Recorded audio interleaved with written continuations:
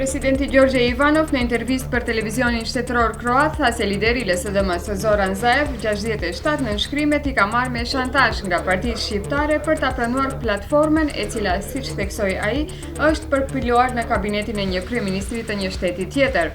Për atë, partner konstruktiv nga bloku shqiptar për dalje nga kriza politike janë të gjithë politikanët shqiptar që nisen nga interesat e Republikës së Maqedonisë. Në 23 prill në Gjevgjeli do të mbahet referendum nëse janë për apo kundër hapjes së minierave të lëndëve të para metalike tek Konjsko. Këtë vendim e solli Këshilli i Komunës së Gjevgjelis në mbledhjen e mbrëmshme.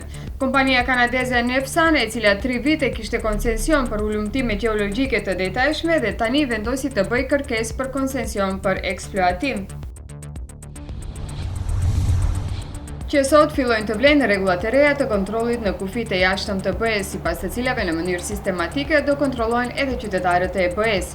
Si reagim i rrezikut të madh nga terrorizmi, vendet e Bashkimit Evropian kanë marrë vendim për përforcim të kontrollit. Këto rregulla të reja janë sjellë me propozim të Komisionit Evropian pas sulmeve në Paris në nëntor të vitit 2015.